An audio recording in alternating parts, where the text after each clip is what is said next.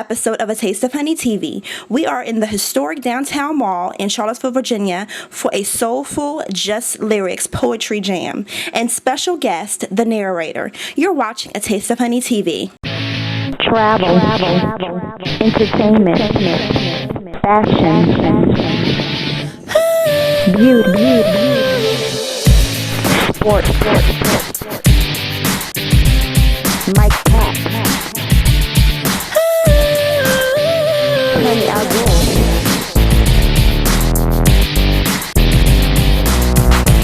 A Taste of Honey TV.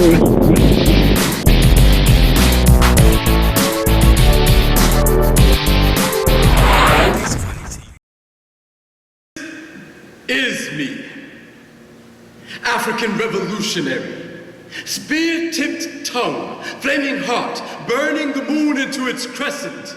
Blessed be every ear that hear, but if my words sting your ears, then maybe you should pad your eardrum from the dance of the ancestors' cold, hot feet. Believe me, this is no feat for glory or sorely misplaced passion for popularity. I carefully craft these words like holy tablets, inhabited by the spirit of warrior foreparents, inheriting the responsibility to bring truth through the night like Mama Harriet. See, I'm freedom-bound in both speech and action.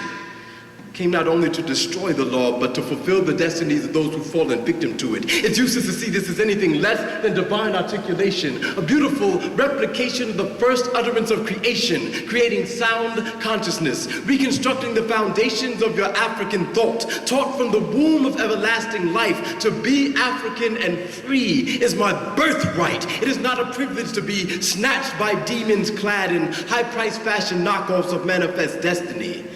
Don't you dare tell me that spoken word is only inked in the blood of slit wrists and broken hearts. You see, the souls of black folk would beg to differ. I need not recite scripture to proclaim thyself as holy. I speak from the holiest place to alleviate the suffering of a people whose stories scream beneath earth and asphalt, strategically buried in places long forgot, long since shielded from the voice of truth or justice, determined to be eternally unsilenced as they chant prayers from the ancestral plane through cracked earth and whirling atmosphere, erupt in molten lava and scream forth oceans toward the sun.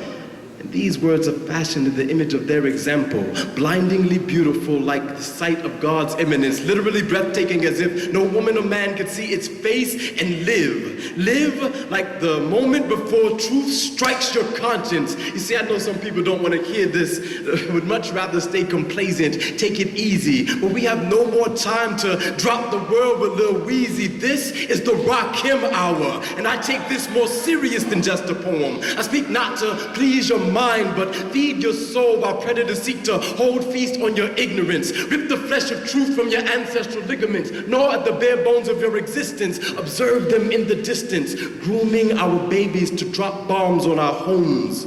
Move Libya from view of your moral conscience, confuse you about the outcome, manufacturing the genetic predisposition for us to subjugate ourselves. Can't you tell the number of cots they lay in prison cells based on our babies' elementary school test scores? I implore you, pay attention. You see, maybe the ancestors have allowed us to listen to the beat of radio foolishness in order to retune our ears to the sound of the war drum. It is calling, it is my calling, it is a call for spiritual order, evidence of a mission, a call for nation building, and a call to raise our children, raise daughters who know that knowledge of self, love and respect, discipline and confidence will make them far more beautiful than any imitation of Beyonce ever will. Raise sons that understand that the highest virtue in our manhood is that of respecting our women, protecting our women, our families, our communities by any and all means. You see, all this means is that we have the responsibility to make the future more beautiful,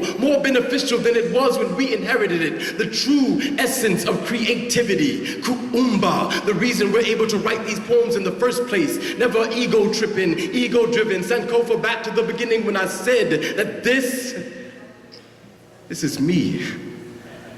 See, if imitation is the highest form of flattery, then hell, don't flatter me. Just be yourself in honesty and integrity. At least we'll know where each other stands. See, I stand on the shoulders of our ancestors' might. The Zulu, Mau Mau, Maasai, the Most High created me as warriors so that we can ensure that we survive. And I see like the Dogon into the universe, unfolding each verse as it moves closer toward the revolutionary promise of peace. My name is Lon Shaban. In Richmond, Virginia, currently. We're going to talk to you more about that. But living in Richmond, Virginia, really love being able to travel again. It's been a while since I've been on the spoken word scene, just due to life, due to other obligations, due to other interests. But I'm really enjoying getting back into it. That's good. Tell us about your motivation. What actually got you into the spoken word? Honestly, spoken word or anything that I do performance-wise, I always see it just as a tool in order to be able to share information with people. For me, it's just really important.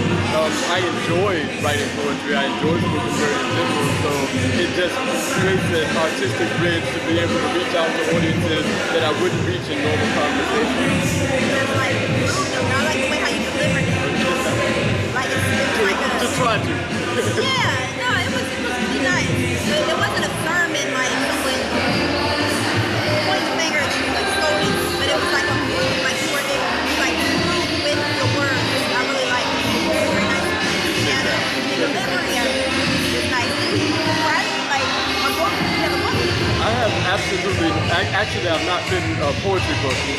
My writing is really kind of geared more towards other political ideas and interests. Like give us an example.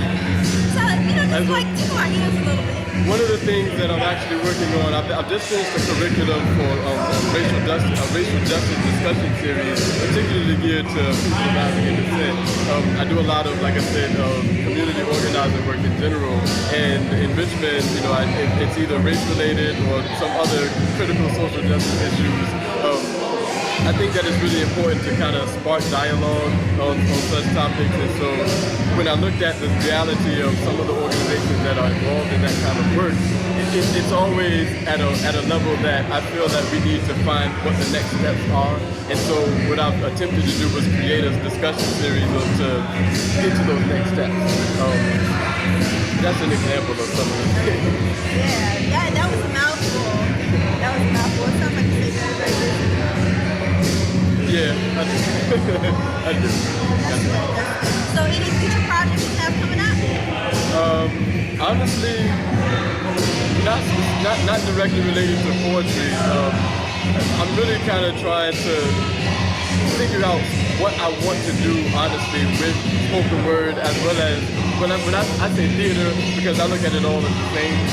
When I refer to myself as an actor or deal with theater in general, or as an MC or a spoken word artist, it all kind of captures the same thing for me. And I'm honestly at a phase right now where I'm really kind of trying to step back a little bit and just really figure out what I want to do next in terms of those things. I've been fortunate enough to meet a lot of people, fortunate enough to move to a lot of different cities to share work and to share information with others. And I'm kind of looking at what do I want to do next week. Girl, honey,